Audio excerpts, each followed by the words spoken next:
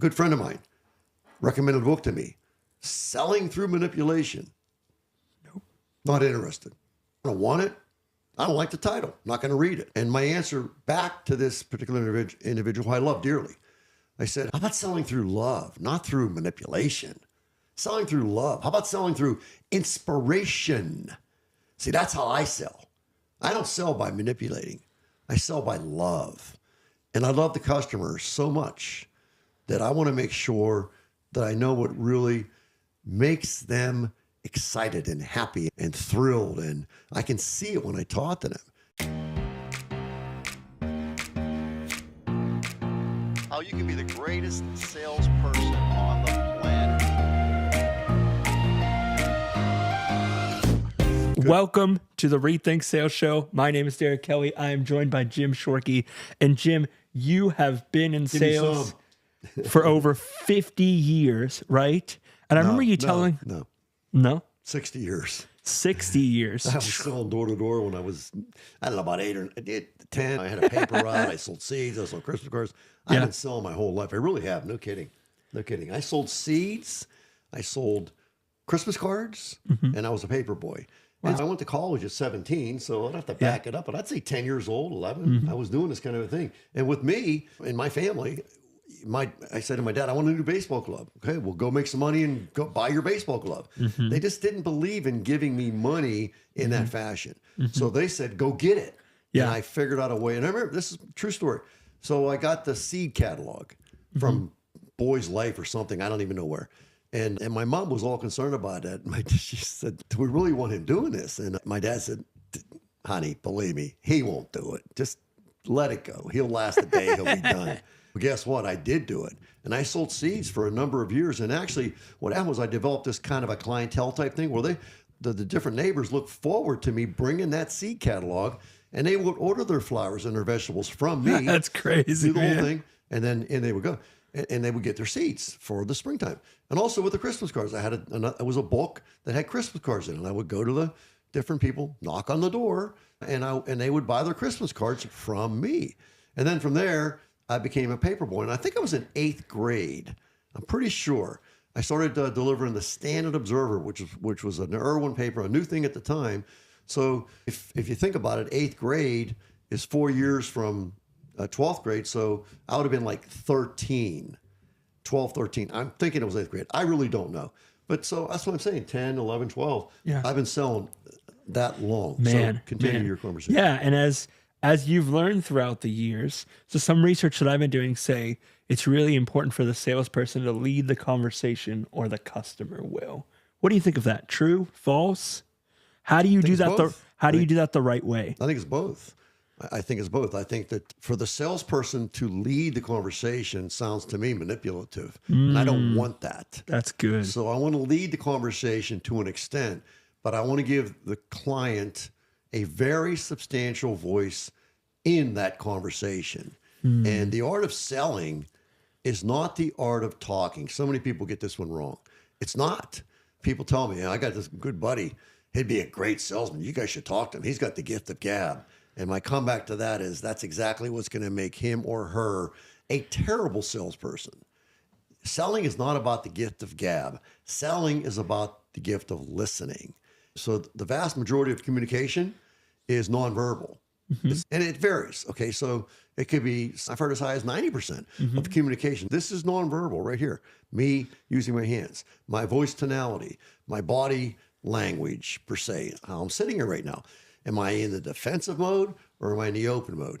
And am I smiling or am I frowning? If you watch the client, they will give you a lot of nonverbal cues. So the art of selling is the art of listening. And so I want the client to have a voice in this selling conversation. So the questions that I want to ask the client, it's very clear cut for me. So the client walks in, I first of all welcome them to the dealership. This is a car sale idea. Yeah. Welcome them to the dealership. I'm so happy that you're here today. Thank you so much for coming in. Would it be okay if I gave you my business card? That way you can remember me. And if you're with your permission, I would like to write your name down. because I'm terrible with names and I don't want to forget your name. Could I write your name down? Yes, of course you can. I ask them for their name again, and I ask them how to spell their last name, and I write it down. And then they have my card. And because what happens is also in defense of the client, they're going to forget my name, and then they're going to get uncomfortable. So I don't want that. I want them to be comfortable so they can sneak a peek at my card to remember my name, and I can do the same. And then I'm going to ask the client's permission to ask them a few questions. And I structure this around the idea that we've got however many cars it is, 1,000 cars, 500 cars, 300 cars. We have a lot of cars. And I know you don't want to look at every single one of them. That would take forever. So if it's okay with you, I'd like to ask a few questions that I've designed. They're going to help me narrow down what it is that we should be looking at today, you and I combined. So would that be okay? Of course. So in this process that we call car, buying the car, owning the car, shopping for the car, yesterday, tomorrow, the next day, down the road, in this whole car relationship thing that we have, what is most important to you? And they will tell me something, and I write it down. What is next most important to you? And they tell me something, and I'm writing it down. Admittedly, I am directing the conversation, but I'm giving them a voice. And you watch how I do this. So I keep asking them until they stop me. And it might be 5 things. I never say anything else, because as soon as they say anything else, it's okay, I got enough. And I found over the years of selling that sometimes the most important thing is not the first one. Sometimes it's number 7, number 8, because they're in cognition right now. And so I keep asking, okay, what is next most important to you? And they tell me, what is next most important to you? So I've got a complete list. It might be 5 things, it might be 10 things, it might be 20 things, whatever that is. It's a beautiful thing. And so my next step is I asked the client very directly, you mentioned that safety was most important to you. Now, beyond the obvious, why is safety so important to you? And now I hear a story. And the story is going to get real emotional as we go down this list. So you mentioned that money was real important to you. Beyond the obvious, why is money, why is price so important to you? And I keep going. And I get these, and I'm writing notes, by the way, because they're telling me exactly how to sell them a car. So am I directing the conversation? You betcha. But am I really? Or are they directing the conversation? They're telling me how to sell them a car today. She's telling me how to sell her a car today. And if it's not today, tomorrow, the next day, whatever. But if I can figure out what's really important to them and why, and then direct my presentation around that, I'm going to be creating value in the client's mind. And the higher the value that I create, the better probability that I'm going to sell a car at some point in the future. It may not be today, but if I do my job the right way, figuring out what matters to them the most and what makes them very emotional, okay, I'm going to increase my chances of selling them a car, because I'll create so much value that I won't have to ask them to buy the car.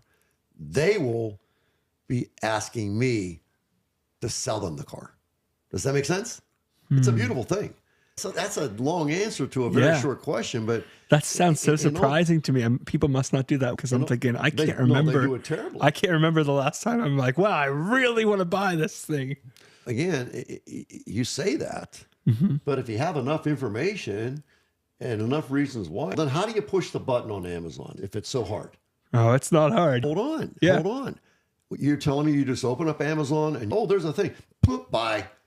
You're going in there with a reason. And something happened that caused you to say, you know what?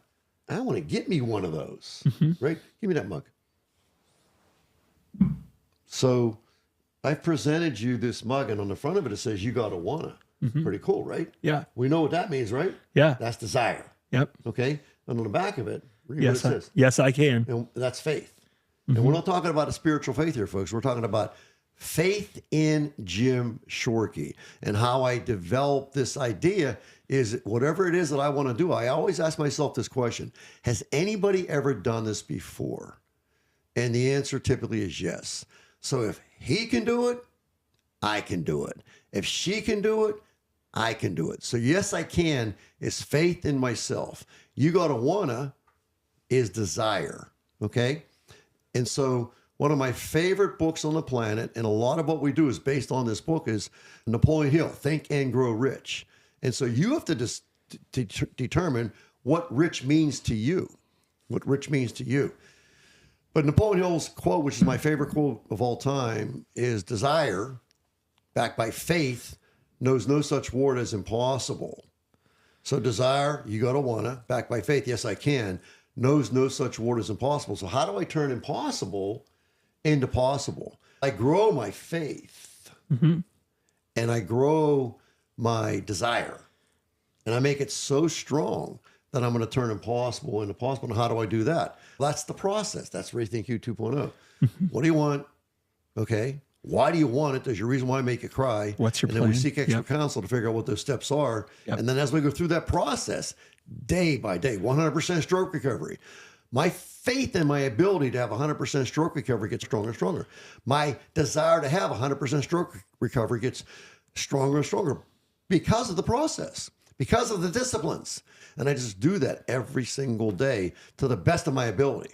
And that's how I'm going to turn impossible into possible. Thanks for sharing just about the value of leading the conversation, but really asking questions that really hear the story, the heart, the impact, right? You always say people actually want to be sold to, or why else would they be there wanting to buy a car? And I think it's a 50-50 proposition. I think really it's a question of, it's a group thing.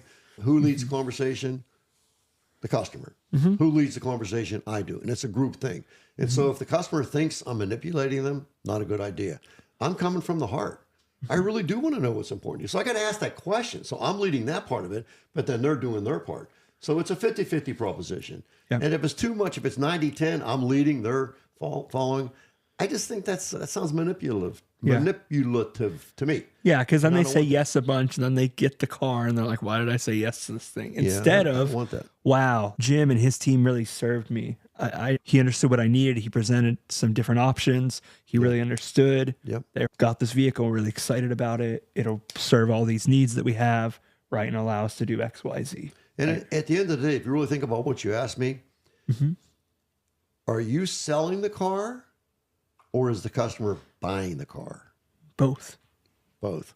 And I would like that one to be predominantly the client. So maybe 70-30, that they're buying the car because we've asked the right questions and they're buying it. They want to buy the car because they said safety. We've solved that. They said comfort. We've solved that. They said price. We've solved that. So we've solved their wants and needs and desires and reasons why they make them emotional, et cetera. The car is a safe car. Yeah. The car is priced right. The car does, and it's beautiful. It does have a lot of power. You said power was important to you, on and on. So if we can satisfy and by the way, at the end of the whole thing, when I'm done and we've covered it and I showed them that we've hit all the touch points, I would say then at the end of that whole thing, no, Derek, this is what you said coming in. Is there anything else that came up in the meantime? And you would say, yeah, there is this one more thing. Let's get that resolved too. And so are they buying a car or am I selling a car? I feel like they're buying it. If we do it the right way. Yeah, because if they were like, oh, it's been snowy here in Pennsylvania. Oh, I really want a car with all-wheel drive. Right? You're saying, great, let's find a vehicle that has all-wheel drive or four-wheel drive. Exactly. You're meeting them where they are. It's brilliant. That's the bottom line. Yeah. Jim, thank you for sharing on how to lead, how to love, and how to listen in a conversation in sales, right? And Napoleon Hill did say something that was very profound, and I didn't understand it at first blush, but he said, in order to be a great leader, you got to first become a great follower. That's very deep. Yeah. And if you think about that, in order to be a great leader, and I'm talking about leading a team, you first have to become a great follower. Wow. The person who can't follow the great leader typically will not make a great leader himself or herself because they're not good at it. Yeah. Napoleon Hill does say that in the great book, Think and Grow Rich, in order to become a great leader, you have to first become a great follower. That's pretty cool. Yeah. Such good wisdom, Jim. Yeah. Jim, thank you. Guys, please like, subscribe, comment. Let us know how this content is impacting you. We're here to help people